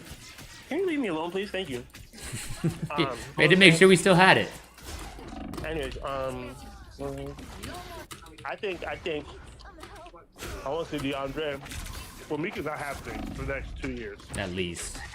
So I don't think DeAndre's going to actually compete against him. Just keep going. I think Pato might just be the top right now. Because if he beats Pato, you've beaten who? It You've is. beaten the world It is. He's number one. You beat Pato, you've beaten the world champion. So what is it? Are you not a world champion? That's how I look at it. Yeah. And Pato knows. I think Pato knows what's coming too. Well, after he sat down with him, it's like, bro, like what? How do you beat someone who's willing to do what you do? That's the point. You know what I mean? Like, what is he going to like? It's like, okay, like I hope I want DeAndre to come out and just be like, you know what? I played your game. Now I'm gonna fuck you up. Like he said, like literally look like you're breaking him, and it's just like, listen, you need, in my opinion, that's what made Gordon the greatest. He would just walk up to dudes and be like, you know what? You must die now. right, Crack. and just control the shit out of them. And so it's like, yeah, it's really interesting. It'll be interesting to see how he beats him. And that's the thing. He just has to beat him. Like, and no points, man. I want submissions, man. Mm-hmm. That's what I think. That's what will make, in my opinion, standards stand out, right? Oh, Everybody's bro. a point. If he submits Pato, this place is about to be bumping. I'm telling you, you submit Pato, you change the jiu-jitsu world. Like, that's what you understand. You change it. That's how you change it. If you win a points thing, they'll be like, oh, well, you know, Pato just didn't get to play his game, or, you know, Pato, he was trying to do this system. He was trying to do something different, and, you know, they sat in that position for so long. Oh, my God, they sat in saddle for so long. It wasn't really, you know, he really could. You know what I'm saying? Like, no. Right. No, that's not what happened. He took his back. Put that elbow under his Dude, chin. just put his ass to sleep. Like, dude, could you imagine this gym would be insane. And listen, you gotta eat those. Listen, you gotta submit him in like and not in like a leg lock way. Because I feel like leg locks anybody can get caught with that, right? Like leg locks are just it feels more lucky than good, even though it actually is a very skillful thing, right? Especially after seeing. And what he did to that one dude where he looked him in the eye like, really, you want to be here? It's like we all know, this entire world knows what's about to happen. Right? All right. Well, you're either going to give me the knee or you're going to tap right now. Just letting you know. I want to see him take the back. I feel like taking that back, sliding that thumb under the chin. Because he's a cheater. And I don't F with Brazilians right now, bro. Dude, right? Bro, I've been calling like multiple Brazilian jiu-jitsu gyms out here. Everybody wants me to buy their gi. I'm like, bro. Oh, my buddy opened a no-gi gym. I found out where it is. Where? It's chill as fuck, but it's an hour and 3 minutes away from you. No. But it's literally no-gi only. It's his gym. It's like a small space. They probably dirt cheap. He made sure he can pay the whole thing himself. So like, he just wants to train with the boys. But maybe if I could like get a week, if I knew I had like a whole day. It's just so far. It's called it's in the northeast, Oviedo or Oviedo, something like that. Oh, I know what you're talking about. Yeah, I know what you're talking about. Oh, that's the trek. I know, that's what I'm saying. But I'd be willing to go though, because like I told you, like there's no eco gyms out here. Well, if I come, that's where I would go hang out, like do a train. Like I'd see you obviously, but then I would train there. If you come, I'll go with you. Yeah. I'll drive. If you're out there, I'll go and drive and do it. Right. I want to say, I'm coming to Maryland. I'm going to stand there. Yeah, Lucas is back. Lucas is back at standard now too. Thank God. Thank God to the dude, right? Dude, him and Lucas are like I'm sorry, Lucas and Greg. It's like they're the same human. Like it's hilarious. They're like like Lucas walks in, Greg's like, bro, where have you been? And they gives him a hug and shit. And it's just like, bro, I don't even talk to Greg. Why? I don't talk to him. We just don't. We're like oil and water, man. Like I don't know what. Like we're completely fine with each other. And I literally, when I talk to him, I feel like I'm sharing with him. Like I don't need to. It's like I cannot conversate. I literally just, hey, I'm gonna share my information. You can say what you want to say about it. I have no like. It's just there's nothing there in terms of like conversation. It's the most fascinating thing. I don't talk to Greg. Because, well, he's so focused on DeAndre and Gavin and like and Sid and like his top dogs that like if you're like guests will go out of their way and be like, oh my god, I had to ask this question because they're not coming back. But like, bro, I'm like, in theory, I see him every day. So he's like, why are you wasting? It's almost the vibe. He's like, why are you wasting my time? Well, I think it's also a respect thing from you. I'm not gonna lie. I think a little bit of it is you respect what he's trying to accomplish, so you would never want to be a waste of time. So you also are cutting the conversation short. Yes, in a correct. Way, because you're like, I don't feel like you want me to engage more, and I already don't want to waste your time, so I'm gonna cut this off. Right. You see what I'm saying? Like you're being considerate because you already in your mind like this is what you're trying to accomplish. I rock with it. So because I want you to do it, I'm not gonna sit here and just have like frivolous conversations with you just for the hell of it. Right. And like exactly like it's almost like I'm gonna try my best. Right? Like, look, hey man, I played soccer for 30 years. I'm a really, really good coach, and I've like a really good Olympic weightlifter. Like I will give my best crack at solving this problem. I hear you. I just think honestly, you know, it's hard when your life is dedicated, your life goal is dedicated to doing something. In my mind, can't be accomplished in a lifetime. Again, yeah. Well, so yes, I agree. So like, I think that each person that's come so far with Greg has like, contributed like a different aspect. Like I think DeAndre really used the legs, and he is the one that really like hammered on legs because apparently there's like this standard lore that like that at some point DeAndre lost in a heel hook, and so Greg said $500 to whoever catches DeAndre in a heel hook next, and then no one ever caught him in a heel hook since. Like he's never been heel hooked since. So it's like it's these things of like that was DeAndre's contribution to like is like figure out how to like take care of the legs. So like this is like it's like he think that like I don't know, but so I already know mine's gonna be guard passing like because I'm literally like I will not like this. I will literally do you know how many times I've tried to head outside single? Every single day for like months now. I've literally done a head outside single. And I've gotten guillotined, and I'm going to keep doing it until I figure it out. I'm going to figure out what it is the unstoppable. You see what I'm saying? This is the binary process I'm trying to explain to you. Does it? You feel it? But again, like I'm like but what like? You know what? I wish I could sit down and like come up with a perfect way to explain this to your brain, because I really do. I respect the determination and the process of what you're trying to accomplish, right? And again, I don't think it's impossible. I just think it's highly improbable because, of course, again, of the reaction of the right. You understand what I'm saying? Like, you would have to fool the practice. You would have think about it like this. And this is why I use a chess master. I really wish jiu-jitsu would do this. Like you could get like you know in chess you get the ELO ratings or whatever. Yeah. I wish after the black belt level or even at the different belt levels like. Oh, black belt ELO would be sick. You would get ELO levels, right?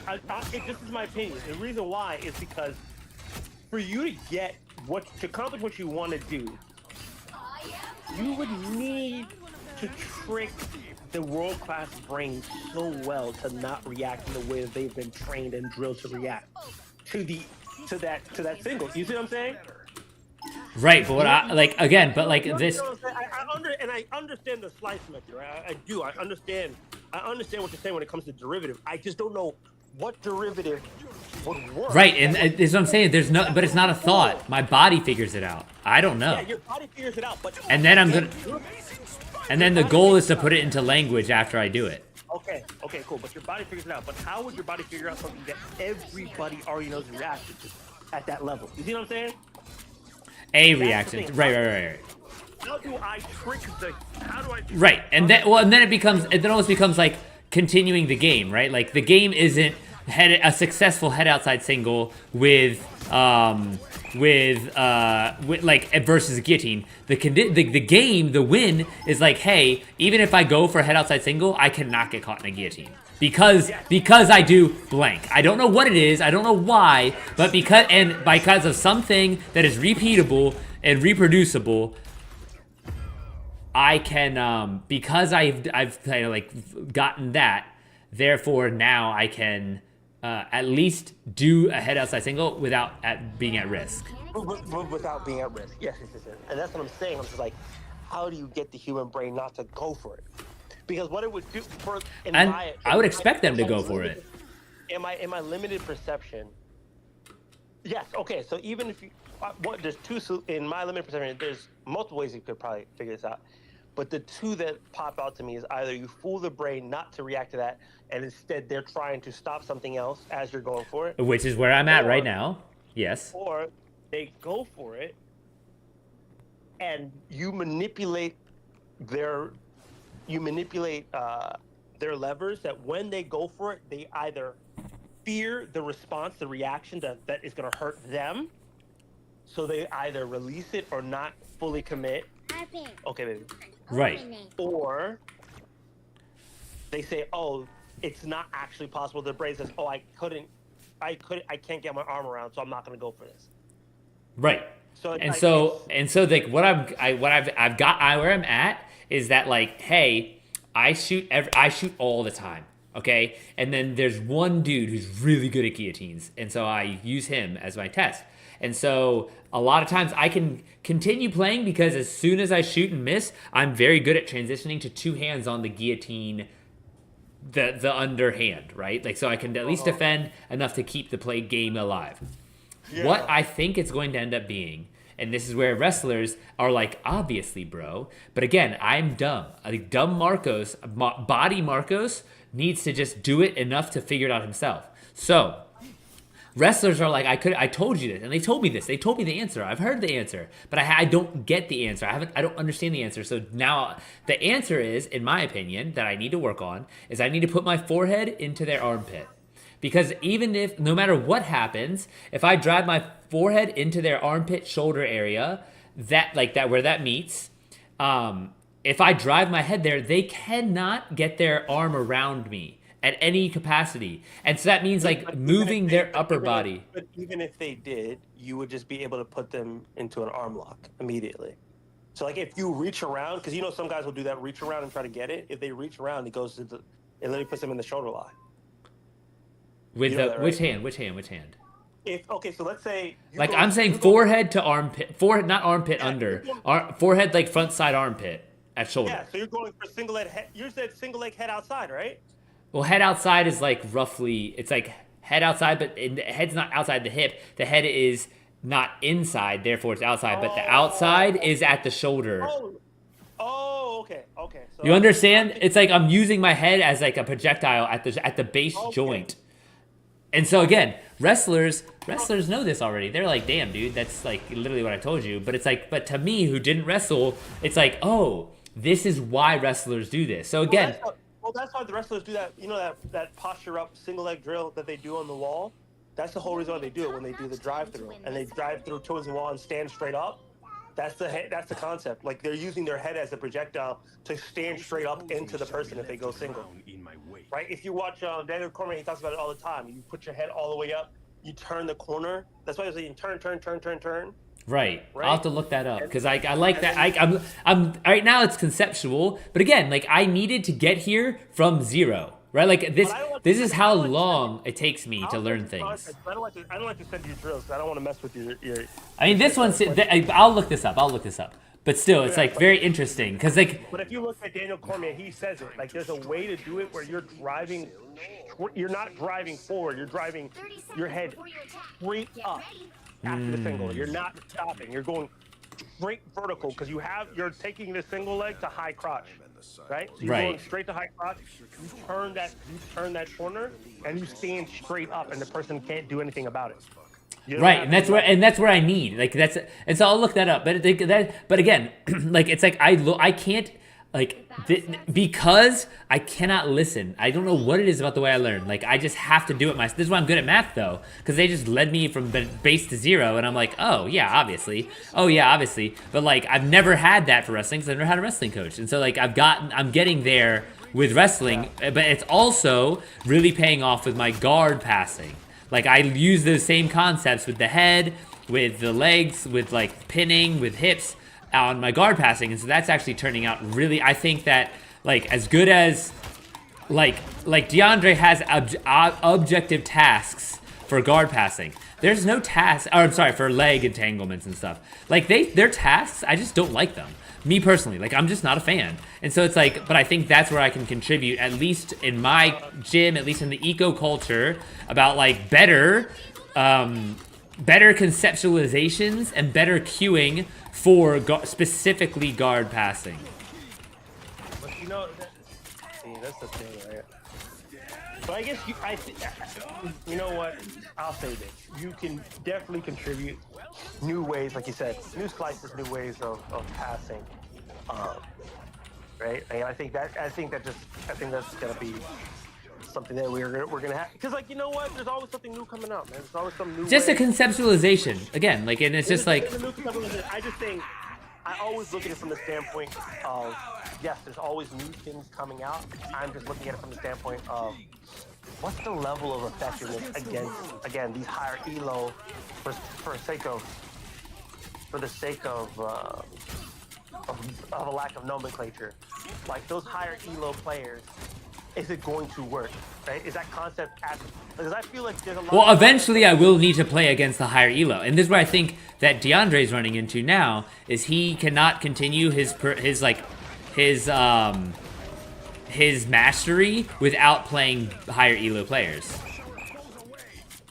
That's what I agree. That's what I'm saying. I think for him to have the emergence that we both believe he possibly could have, and you believe he definitely could have, I believe for DeAndre to be the highest potential of what he could possibly be in this space, he has to do it under the bright lights. Like, he's done everything you possibly can do in the training room. He's done everything you can do when it comes to seminars. He understands things about jiu-jitsu that I think the highest levels in the world may not understand, right? Honestly. Right. But until he does it under the bright lights, until anybody does it under bright lights, it don't. I agree. It's different. And this is where he is. This is where we're like. This is where the gym is too. It's like we're like trying to take it. Like everything is geared towards this. And that's the thing. And I agree that I definitely believe now more than ever you guys are there, because previously I think you guys kind of were like, hey, we're the temple, we don't really got to do this. But now you guys you did CGI too. You know, you got WNO. Like, you guys are finally taking this stuff seriously. Like, you were doing it before, but like now it's like, okay, we're promoting it. We're doing all the, back end stuff. Like, everything is kind of becoming more and more front, right? And I think like even with you guys going to Worlds, like it's the more like I really wish you guys would have really taken like the whole like we're gonna go attack Worlds now. Like everybody's attacking. That's what we're doing for Trials this year. Trials starts this weekend, and Sid and Logan and who else? Someone else are doing. I think Gavin. Oh, Gavin. Sid, Logan, and Gavin are doing East Coast Trials this weekend. And then Gavin got to win ADCC Worlds. He got to win it. Yes, he has to win. He has to win. Like ADCC, that'll be like a thing. Yeah, he has to win Worlds and take over. He's got to. That's the only way. Like, you know what I'm saying? Like for him to go where he wants to in his career, he has to win ADCC Worlds. Like, you got to face just under the bright lights, and then what's the other tournament? And then he also has to go do Nogi Worlds IBJJF. You gotta go on it because I don't think he did. Gavin did it last year. I don't think he did it. Which one? Gavin did what? Nogi Worlds. No. So that's what I'm saying. I should have done it last year, bro. That was a weak field. We just really don't like IBJJF. Bro, it don't matter. I know. It's not about liking them. Like, that's the thing. It's not real. I know. They just don't ever do it. Like, everyone's like all ADCC'd out. Yeah, I feel you. Because we do so much stand-up too, so it kind of like makes sense. Like, why do we train like this if we were not going to do? I just feel like Nogi Worlds it's annoying, right? Because I honestly believe that IBJJF is like a weird. I don't know. There's certain things about Nogi that I just don't like about them. You feel me?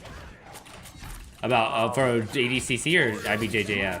For IBJJF, I think that just the way that they approach it is just not the best, in my opinion. Yes. The way they set the matches up, the way they do the organization, it's terrible. Agreed. Like even their bracketology, I was looking at the bracket, like it's just bad. I don't know. But I know how valuable it is to what the experiment's solution, because I want to see what the actual result is, and I can't, in my opinion, I can't fully evaluate it without everyone being seen. You know what I'm saying? It's like the same way I don't look at Mikey as a possibility as GOAT anymore, because he doesn't go and actually compete under the bright lights against any of the baddest guys anymore. No, he's like, literally just like padding his purse. Like you literally are like, I understand that you're a scammer after watching the Moneybird stuff. I get it. I'm like, bro, you really just went to create an entire league where you get just to beat up on people that are nowhere near as good as you. It's terrible. At least with the Tackett brothers, like they actually went and fought everybody. You know, Tackets are really impressive. Like, anyway, has Gavin fought a I mean, not Gavin. Has you want to be out? D. Okay. Yeah. Has Andrew fought D yet? No. That's a match. Mm-hmm. Ooh, that's a matchup. Where should we do that on? Where would I want to see it? See, that's a super fight right there. Tackett, DeAndre's super fight. So you gotta set that up. If you looking for that? With the Tackett? Yeah. No, because they're still on BJJ. RMC, UFC. Damn. Wait, Tackett signed an exclusive with them? Oh yeah, you can't fight it for the UFC and not be exclusive. Open. Well, Craig said no. Craig said you can do certain super fights outside, and UFC will approve it. Oh really? He sat down. Yeah, he sat down with UFC's matchmaker. The problem is you can't. It says if you're like in the running for a belt, you can't, right? Or like a championship, you can't. But like if you're saying, hey, I'm just doing this like match, it doesn't have like a contender type thing on it, then you can do it. That's why him and what's that boy's name? That big giant dude. That's why Craig and what's his name were gonna do the fight. Like it was agreed upon. Like he actually ducked because UFC didn't say no. He had Craig had already talked to UFC. Oh right, Gable Stevenson, whatever the fuck. It was just it couldn't be for something. You know what I'm saying? Like it couldn't be for like, oh, this is gonna be. It was bigger. If it's promotional, the UFC's fine with it. The issue was, is it gonna be for like, oh, I'm the champion of this, or like they're like, nah, you can't go and win another championship and then come back over here. Right. Right. That was the issue. But they took that PFL girl in, and she was a champion in another league. So it's really just about like, hey, how can we promote the league? So I think you gotta find a way to get Andrew and DeAndre on the mats again. I feel like that would be insane. Ooh, but one of the Rutolos would be tough too. Yeah. I wonder if that will happen. See, I have all these dream matchups, but nobody want to fight nobody anymore. It's just not enough money. And also, isn't DeAndre about to just be like a school guy soon? Yeah, because he wants to have kids. Like, so he wants to own his school and then just be over with Alex in Virginia Beach. So Gavin is really gonna be the one competing then. Yeah. Because Bella, his wife, is still doing like trying to be a Still trying to do her author thing. Still kind of like, they're not ready. Not that they're not ready. I just don't think they're there yet. No. They're still pursuing certain. Yeah, they just like again. This is completely just a vibe. Like it's not like I've heard talk to them about it, but it's just like it seems like they're just living their life, enjoying. And so they're gonna run the school and just kind of live their life and then work on. Because the thing is like Gavin thinks of this as like his like art. So this is very much like his pursuit of like mastery. So he's content just like keep continuing hammering away at this kind of like. I mean, so is DeAndre, to be honest with you, but still, you know what I mean. Like he's not at the stage where he's down wants to have kids and stuff. Yeah, I feel you. No, that makes sense. So we go and see, brother. We go and see. I'm excited. Wait, it's not next week, but it's like Thanksgiving weekend, right? Everything in this Which one? feels so familiar, DeAndre. and yet so strange. D is December 5. I thought it was the 24th. They have a seminar, I think, some one of those days, but no, it's December 5th for sure. Oh, No, it's a Clipper thing. you know what I'm talking Yeah. about. It was like a sharp. It was in a packet. Hold on a second. Oh, and you're not competing. Are you competing in December or no? No. I might. I don't know. We'll see. I really don't care about local comps. I'm just like doing my. I just want to practice, and so it's just like if there's something, sure. How did you get like this, bro? You used to compete like every other weekend. Yeah, but until I like found the love of like this like eternal pursuit, and now I'm just like, oh my god, I just want to train. I love to see. Exactly. It makes my life. Bro, you was a competitor, dog. That's what you used to. Well, okay, but I'm like competing every day right now. Like right now, I went against today I went against Noah. That shit was awesome. So like, if I felt like I needed to, I do love Noah. No lie, I do love my guy Noah. Dude, he's really good. So I was like, he was doing. Really good at Dude, he's fucking nice with it. He's so good at jiu-jitsu. He's so smooth. I love his style. I mean, I really fucking him. I'm sad he lost in the last one, but he can bang. Yeah, no, 100%. So like, it was like, it's not like I'm not having like full blown scraps, right? But he's like, I'm like, we're moving, and like we're shaking and baking. It was really fun. Like he's so good. He's so good. That's a good guy. If you're gonna sharpen your iron, right? Like you're gonna sharpen your skills. That's it. Yeah, I understand what you're saying. Like, right. It makes sense, right? It makes sense. But I mean, in my opinion. I agree. Like I need to just go and do some, but it's like it's very much like, all right, I'll just go out there. Like it's gonna be especially I'm still competing at blue. I'm like, okay, like if it's like, do I even go? I can't go masters. I can't. I'll not kill somebody, but it's just like not even fun. No, that's what you do. That's what emergence. Oh, we just talked about. We just had a conversation about how Gordon became great. It's emergence, and he was killing people. Go kill. Right. People dry. That's how you get. I'm telling you, you gotta get the. You know what? We talked about this another time. The feel matters, bro. The feel. I'm telling you, it's gonna change your game. And as you're learning and your guard passing, everything that you're talking about that you want to accomplish can happen, and will only happen when you get that feel. When we're gonna get that feel, we feel that blood. Right. When you go out there and you get out there and feel people like really fucking coming for your neck. Look at DeAndre before Cranston and after Cranston. That's how you should look at it. Cranston? Oh, yes, 100%. Before Ethan and after Ethan. That's how you should look at it. Yeah. Yeah. Look at the difference. Dude, actually, no, I agree. He was hot after he lost. After he lost to Cranston, do you not believe that he's a different jiu-jitsu practitioner? Come on. You really sit there and look at him. Is he not unique now in the way and aggressiveness, how he takes people out? It's different. Changed forever.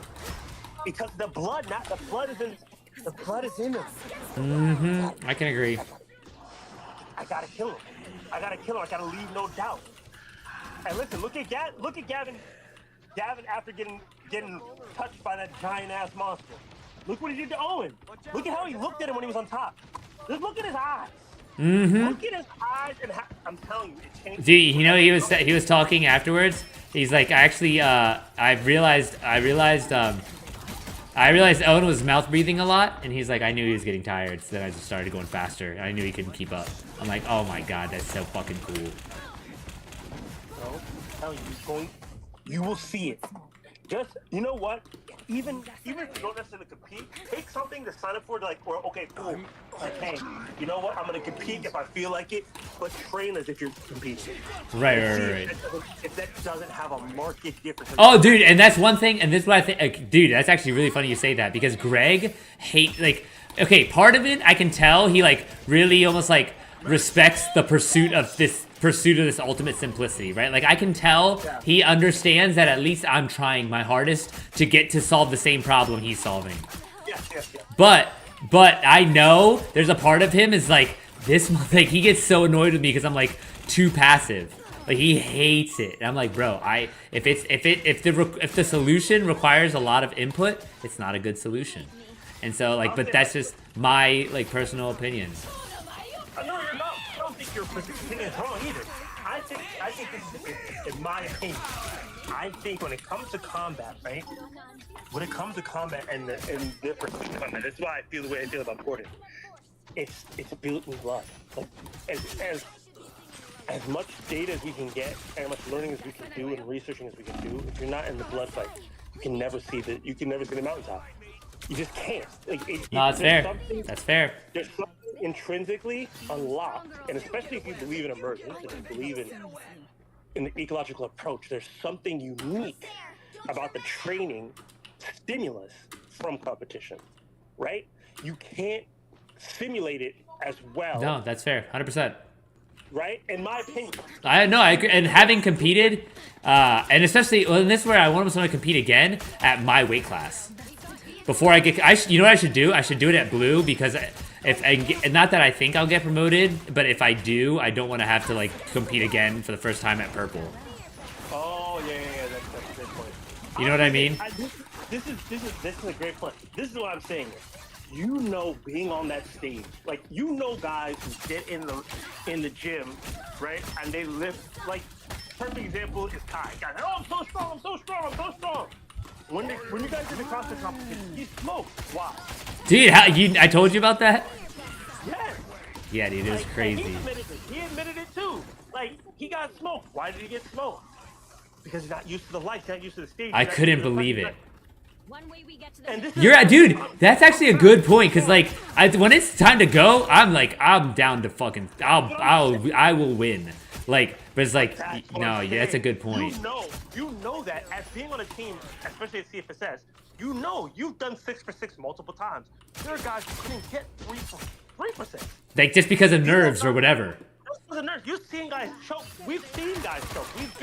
We've been there, and we're talking about local comp. We're talking about, you were over here trying. You got to a point where you were like, hey, can I qualify for the AL? That's where your mentality was, right? Can I qualify for the American Open as a guy who's doing this recreationally, working full-time, 2 jobs? Can I qualify and being old and qualify for the American Open? That's the difference in mentality that you got from competing on the stage. And even if it's a local competition, you sharpened yourself. You knew guys when they walked in the gym, you'd look at them like, oh yeah, I'm about to smoke this dude. I'm about to smoke him. Oh, you want to talk? Oh, remember the guy from Humble Beast? Oh, when I see him on the stage, I'm smoking his boots. That's true. I remember that vividly. I can't stay, dude. There's still one dude I'm so mad I never beat. But that's what I'm saying. You see how you have that in your brain, that bloodlust? Say, hey, this competitor's got to go. It will change if you believe in emergence, if you believe in ecological learning. No. That's 100%. I 100% agree. Like, I'm literally like, I never thought about it like that, but I'm like almost like leaving what's the word I'm looking for? An urgency, an easy urgency on the table. I'm telling you, I only discovered this in me sitting down, applying the different concepts. Like I said, doing the research, doing the readings that Greg was talking about, and then looking at Gordon Ryan. I was watching Gordon Ryan's, I think, 2017 instructional of How I Won ADCC. I think that's the one I was watching. And I realized, yo, he's just sitting here reverse engineering. This is ecological. He did not know any of this shit before he won. He knew nothing he was talking about before he won. He's taking the terms that what's his name, John taught him, and applying them as a voiceover, but that's in real time. In reality, when he was over there fighting, he knew what he was doing, but he's reacting. Certain moves are emerging. He's getting certain feels from the guy when he linked too far this way, so I went with the butterfly through the hook. You know what I'm saying? Like, he's doing everything off feel. It's not a drill. It's not like, oh, when I get this, I turn and then I wait for the hook. When I put my hook in. You're saying that because it emerged because he wants the feeling. He wants this. Exactly, because he wanted to win so bad after Pena beat him. He wanted to win so bad. Every single time he went on the mat, he was trying to hurt the next dude. He was going after that Pena pain because he knew he would never see Pena again if he wasn't the greatest. He knew if he never became the greatest, he would never get to touch Pena again and beat his ass. That drove him. That's true. I could see that. Man went crazy. Like, you gotta pick. I'm telling you, that warrior spirit. That's the essence. No, that's true. No, I 100% agree. I 100% agree. Like, that's actually the very like the first legitimate criticism of like how I'm learning, and it's just like, no, that's actually completely fair too. Like like I said, this is my opinion. That's why I feel, and I would say this because I'm telling you from my perspective. I don't think I would ever get to world class because I don't feel the desire to compete. Like, you know what I'm saying? Like, I don't feel the desire. Because I don't feel the desire, I'm doing this like it's truly just hobbyist-ish. Like, I'm just learning just to learn. You see what I'm saying? So in my head, I'm like, okay, cool, I learned this thing and I go about my day. How do I teach my kids? How do I feed my family? How do I build this thing in my backyard? How do I farm and stuff like that? Like, I have too many things, too many stimuli, and too many inputs. What do you want to tell Marcos? What do you want to tell him? You said hi, Marcos. Anything else? What do you want to tell him? What else do you want to tell him? hi. He's smiling so big. He love talking to people. But you see, that's the thing. I have so many stimuli. I'm like, there's no way for me to really concentrate on this. You know what I'm saying? Yeah, like, no. Since you have the time, I've made the time, and you've already built the system. You know what I'm saying? You built the system. I just feel like you just gotta add. You know that? Remember? What's that TV Thanks, show? Futuro. I'm gonna end on that one. What's that thing called? Oh my gosh, what's that TV show called? Powerpuff Girls. Remember when they were talking about Professor X? He put in that X spice into them. That's true. Everything else, and then you put that X. You gotta put that X on it, dog. No, that's actually a good thing because I forget. Like, I know I'm a good competitor. I feel like I'm a good competitor, but I forget that, like, you need me to remind being you a good competitor is like a skill in and of itself. Bro, you was outside. I'm just telling you was outside, man. I just want to remind you, That's were true. outside. No. You was really seeing people. You had legitimate beefs. You forgot about No, that. that's actually true. Like, fuck this dude, man. Like, fuck him. I'm gonna beat his ass. Like, no, and now I actually can beat his ass. That's what I'm saying. Bro, it's sick. It's really bad. Like, I was visiting Abby in South Carolina this weekend, and she has a puppy, less than a year, and it pissed me, and it would just piss me off. And they wouldn't do anything about this dog, like being a punk. And I just pushed it into the ground, and I was like, "Stay here. Like, I don't want you to be riled up. I don't care. Like, stay here." And he would do it because he's a dog, and this is what they do. Yeah. But so, dude, I've literally gotten back to the gym, and I know all these guys are so much younger than me. I just am like, I treat them like the dog, and I'm like, bro, put your head in the floor. And no, it works. Like, I'm like, what the fuck is like? This is crazy, man. Like, so it's like I just put them down. I literally just think they're them like dogs. I'm like, I'm gonna put you down like a dog now. And it's just like I need to do that against the blue belts before I get purple belt. I'm telling you. No, Go and see it, taste that blood, say, hey. That's a good point. Maybe Naga. What's it called? Kai's been trying to get me to do. Yeah, Kai's been trying to get me to do Naga. I just saw a bunch of guys from my old gym just do it. They will everybody. Really? Yeah, it's just like, I mean, especially at blue belt. Like, I mean, I train twice a day with stand. Like, it's stand. You know what I mean? Like, it's like, bro, I go from stand up to floor, and I'm just like, all right, like.